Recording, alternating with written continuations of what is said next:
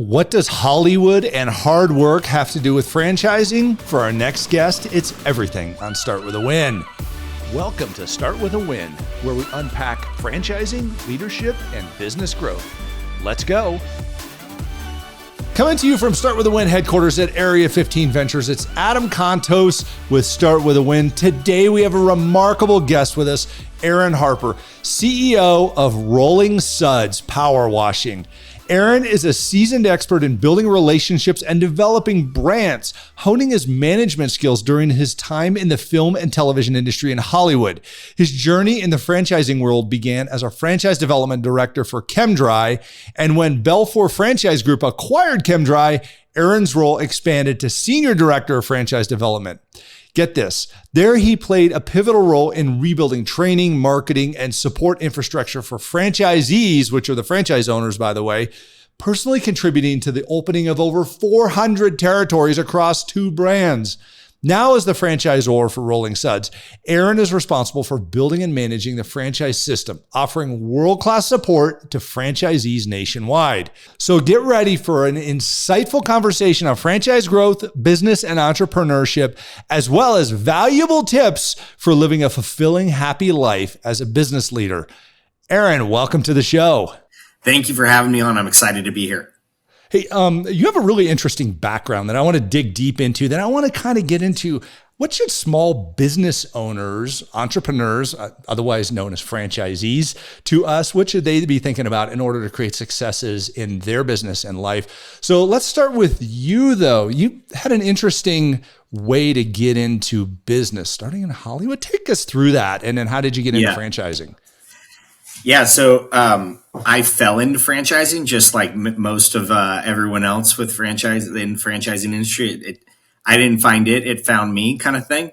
After college, I thought I wanted to be a talent agent in Hollywood. I don't know if you've ever seen Entourage, but I wanted to be Ari Gold, except nicer. And so I started I graduated from UC Santa Barbara. I moved down to Los Angeles.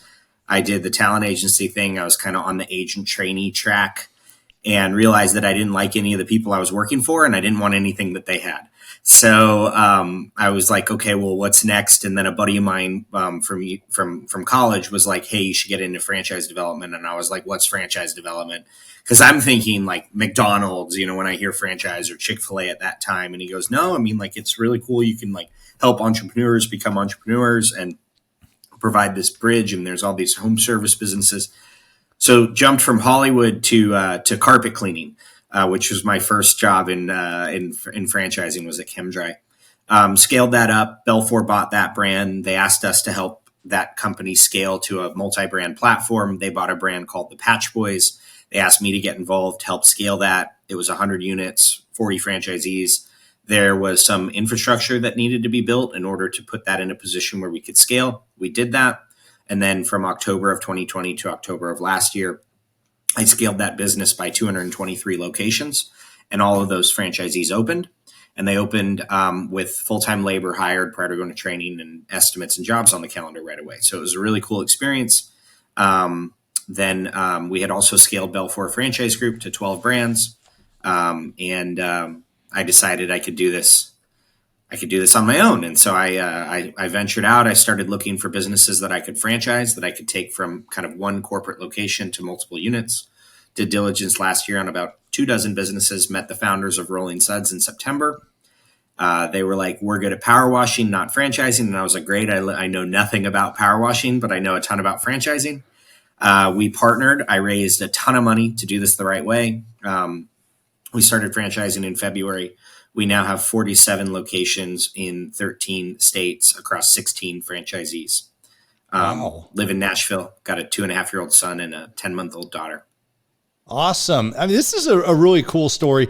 And it's one that you're proving the systems work here, because, what is franchising? Franchising is not an industry for everybody. Right. Franchising is a way of doing business. So what attracted you to the franchise model? Your friend talked to you about it and growing entrepreneurs, but truly, I mean, from your perspective, what attracted you to, franchising in and of itself? Yeah. I mean, I'd always liked sales, and helping someone kind of become a business owner and helping them buy into almost like themselves as well as the system was really interesting to me. And then watching them kind of have that experience of, okay, I'm going to buy this, I'm going to do these things, and I'm going to have a predictable result. And being able to give that to someone was really exciting. And I think, my love for that has only increased, and I've only learned how I could do that better over the years. And now with actually owning the company and being in charge fully of my team, and we've got 11 people on the team across the country, and we're adding a new employee every 2 to 3 weeks right now. That just has been exciting. So I've really kind of like doubled, tripled, quadrupled down on providing a path for people to become business owners. And it's like I'll never do anything else. Awesome. And a lot of people look at franchising from a perspective of, okay, you're the franchise headquarters, you're in it for yourself. But truly, the reality is you're in it for all the people that join you in the system. So you have to be a giver in order to be in franchising. Granted, the franchisor has to make money in order to support and grow the brand and help those independent business owners that are part of it. Each franchise is independently owned and operated, folks, but they're subscribing to really three things. They're subscribing to a brand, so a federally trademarked brand. They're subscribing to a system that they have to operate under, and they're subscribing to the fact that they pay a certain type of fee that has to do with that. So those three things cause a franchise legally under the Federal Trade Commission and how that operates. Take me into, what do you think grows a franchise network? What are the fundamentals of growing the network? Because people just don't go to the store to buy a franchise. You can't walk into the grocery store or, Home Depot or whatever it might be and go, I want to buy a franchise, please. How do I do that? Right. Take me through your perspective on how this concept is beneficial to growing entrepreneurs into their own business, where they get to do business for themselves, but not by themselves, because they get to hold the hand of the franchisor. Right. So at Rolling Suds, we refer to ourselves as a franchisee company. If we're a franchisee company, it's super clear what we do. We provide services to franchisees, and in return for those services, we're paid a royalty. And as franchisees' businesses grow, they're going to need additional services. And so we'll need to innovate to continue to earn our royalty. And that's kind of the way I look at it. So in order to grow a good franchise system, you need engaged, happy to a certain extent, satisfied franchisees. So they need to be engaged in the brand. That doesn't just mean engaged in the day-to-day. It means they believe in the mission of the company and that they're marching towards a common goal. Our mission statement at Rolling Suds is, this is a relationship. We believe that every good business is built on relationships. And so we approach every interaction with that in mind. Growing a franchise system has to do with how many franchisees are in your system that are successful and engaged and want to continue to grow and add more units and add more trucks. And so we're focused on just trying to help franchisees be as successful as possible and build systems now that support a 300 unit network. And I think that that's a foresight that I'm able to have based upon the experiences that I've had that a lot of emerging franchisors don't have, because as you know, a lot of emerging franchisors are the insulation company that decided to franchise, or the burger shop that said, well, I want to franchise. And franchising is a different business. You're creating systems that support franchisees. And you can plug in power washing, you could plug in painting, you can plug in anything, but I can still into that system, because franchising is a different business. So understanding that and understanding what you need to do to support franchisees and do it before they have that problem is, I think, how you grow a good, healthy franchise system. Awesome. It's fascinating because so many people want to start their own business, especially in this day and age. It used to be really taboo, call it 10 years ago, where people are like, hey, what are you doing? You go, I'm an entrepreneur. And they're like, oh, does that mean you can't keep a job or what? But now everybody wants to be an entrepreneur. They want to own their own business and they want to have control of their future, but they don't want to have to come up with the systems and processes behind that. That takes so much time and effort and energy before you even see where that open door date is to start selling. So, I mean, that's the beauty of a franchise organization is the franchisor, Aaron, with with the power washing company, you know, what he did with Chem-Dry before that, what we do with Port of Subs or Daddy's Chicken Shack or what, you know, even McDonald's does. You bring a few things to the table as a franchisor. First of all, you bring the why. Why are you in this business? You know, Aaron, Right. you know, you're in the business with, you know, for power washing, Rolling Suds and getting this going. You know, your why is we want clean, whatever you want cleaned. You know, the what is, okay, I'm going to show up and do these things. And the how is, here's how you're going to run your business. And then, you know, the franchisee gets to just put in their effort and the elbow grease and hire some employees to put forth in order to, you know, own their own business. So, I mean, this is really kind of fun when it comes to how we are growing America. There's almost 800,000 franchise locations in the United States. There are almost 8 million employees in franchise locations, and there are probably 3,000 to 4,000 franchisors. So this is a huge part of our gross domestic product. I think it's like 2 to 3% of the GDP, and a great deal of our communities are based on this. Franchising is all community related. So let me ask you this. What do you see that creates effective franchise companies, and what do you see that creates ineffective franchise companies when it comes to creating profitability for the franchisor and the franchisee? Yeah, I think it goes to what is the goal of the company, and you know, I would say the non-successful or unsuccessful franchise companies, franchisors, are just trying to squeeze. You know, they're trying to get their margins as high as possible, and franchisees' margins as low as possible. And my thought process is, if I have an abundance mindset versus a scarcity mindset as a franchisor, like how much can I give from a support standpoint, then the franchise system and the franchisor, my business versus the franchisee's business, my business will grow based on how much effort I put into helping them grow their business and be kind of, you know, profitable is the goal. We have double the amount of employees right now as we do operating franchisees. And that's by design. We're building systems in order to support the growth that I know we're going to have. Now, I'm fortunate in, just like you, I started in franchise development. So that's what I've done. And so I've learned a ton, and a lot of the consultants that I work with know that if they introduce someone to me, they're going to be taken care of. They're going to be put in the best position for success.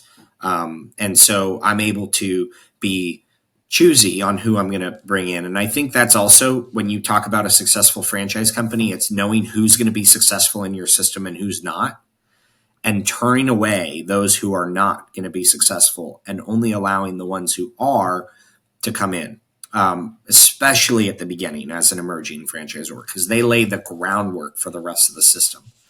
So we've turned away a ton of franchisees this year. And in fact, it's been 25 as of Monday. Wow. That we've turned away, that wanted to write checks that weren't right. So, I mean, that's kind of like a real high level answer, but there's a lot of things that help make an emerging or any kind of franchisor successful. And I think really the goal needs to be, how do I make franchisees successful from an abundance standpoint rather than scarcity? That's great. So you've said the word emerging franchisor a couple times. What does emerging franchisor mean to you? Yeah, so an emerging franchisor is brand new. They're coming out, they're deciding, okay, I'm going to franchise now. I'm going to get my first couple franchisees on the road or built out, going to help them be successful and then kind of scale from there. A non-emerging franchisor has 50 to 100 units already out there operating, and has proven by 3 to 5 to 6 years back or even longer that the model has, been replicated by franchisees. Emerging franchisor, we launched in February. That's when we launched. So we are, in all sense of the word, an emerging franchisor. Now, what's beneficial is it's not my first rodeo, right? I'm not the power washer who decided I'm going to franchise. I'm a franchisor who found a really successful power washing business, partnered with the founders and said, let's build a franchise system around your location. And so that's what we've done. So there are different kind of stages in the life cycle of a franchisor, and emerging or even micro emerging is at the very beginning stages. Right. And I mean, I'll be the first one to say those first 10 franchise sales are the hardest. I mean, it's, Yeah. people are like, what do you do? How do you do this? How can I make money? Because I mean, really, you've kind of proven the concept, but now you're testing it with people who are not you. Or not, Right. Not the founding entrepreneur. The founder always finds a resilient way of, okay, if I can make it 6 months or a year, and make a profit on this thing, great. I got a business that works.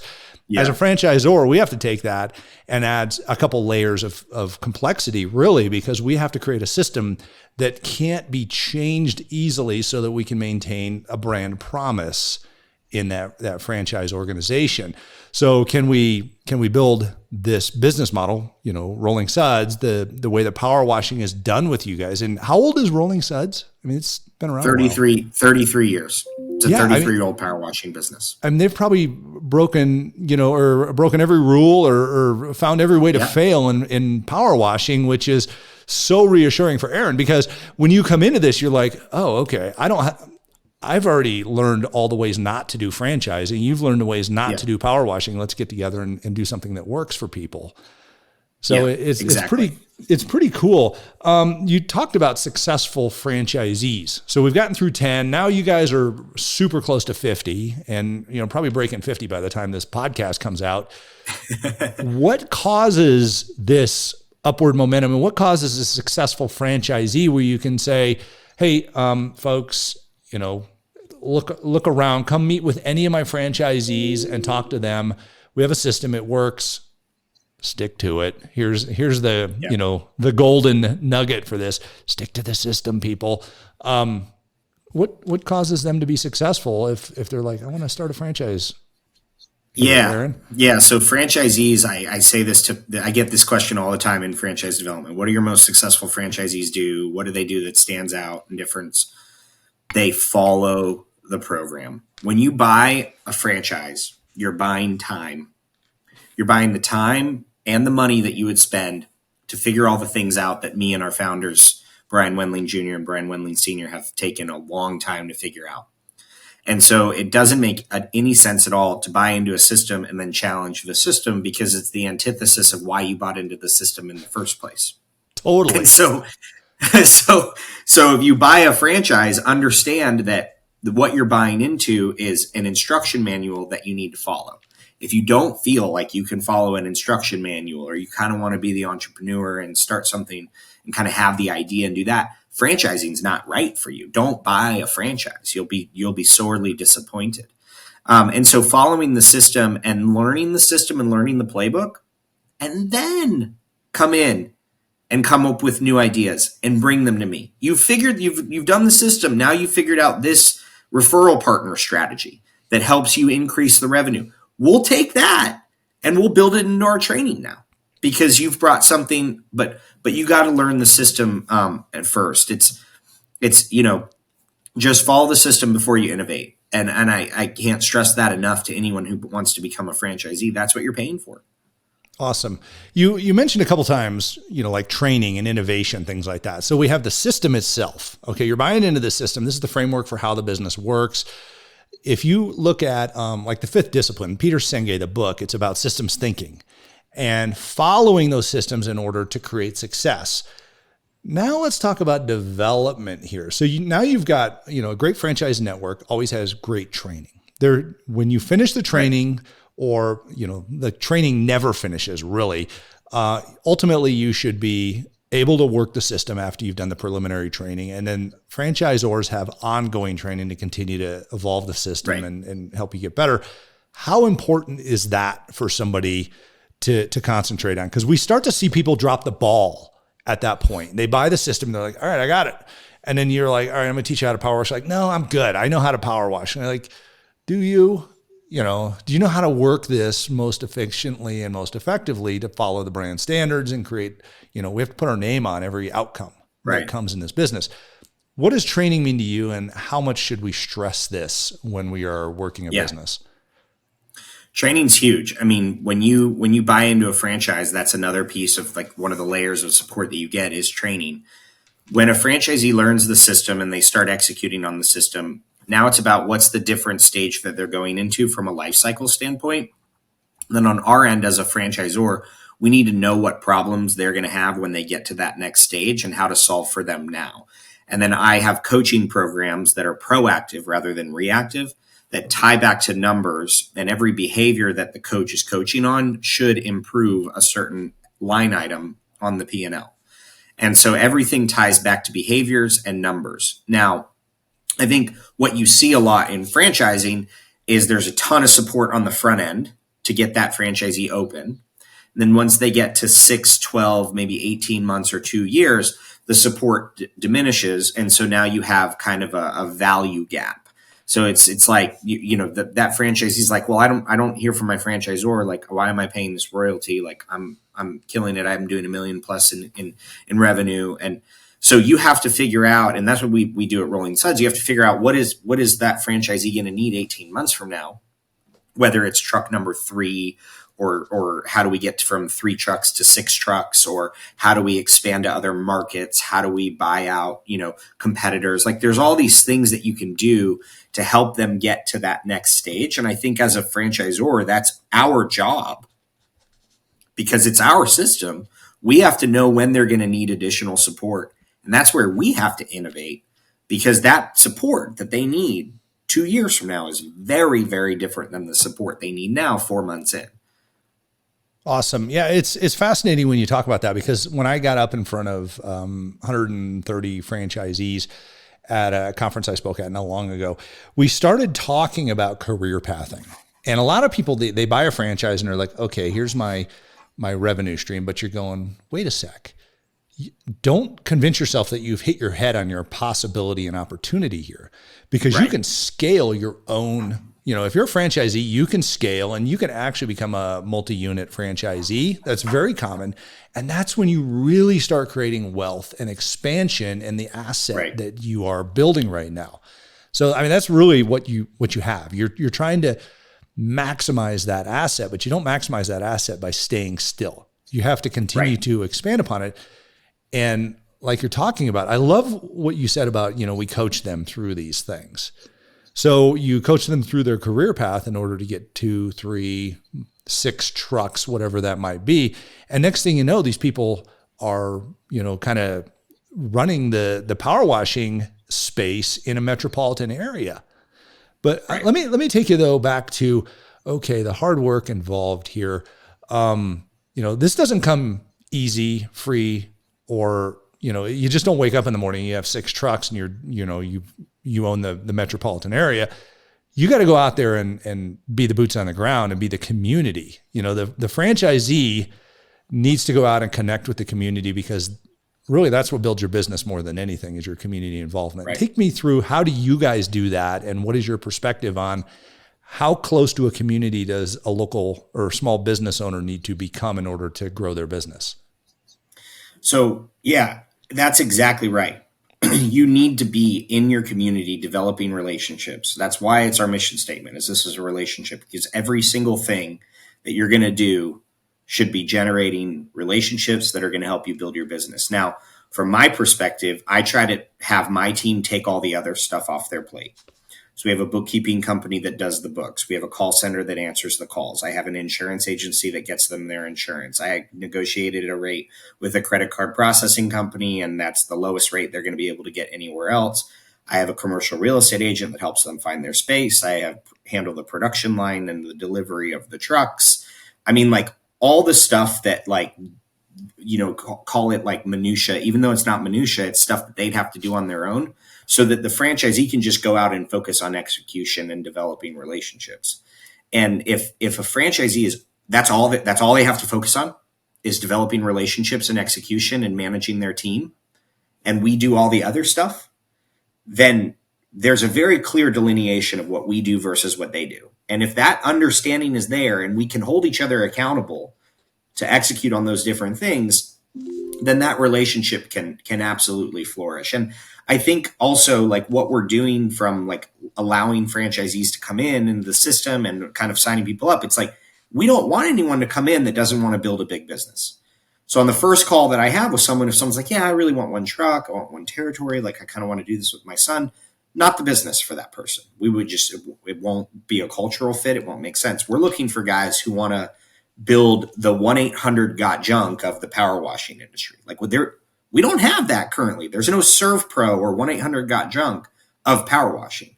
And so we're doing that currently. And that's a huge opportunity for someone to be part of that. But they have to be willing to execute and follow the system and say, okay, tell me what to do. I'll do it. And then I'll do double the amount of that. Right. And so those are the types of candidates who we're signing up right now.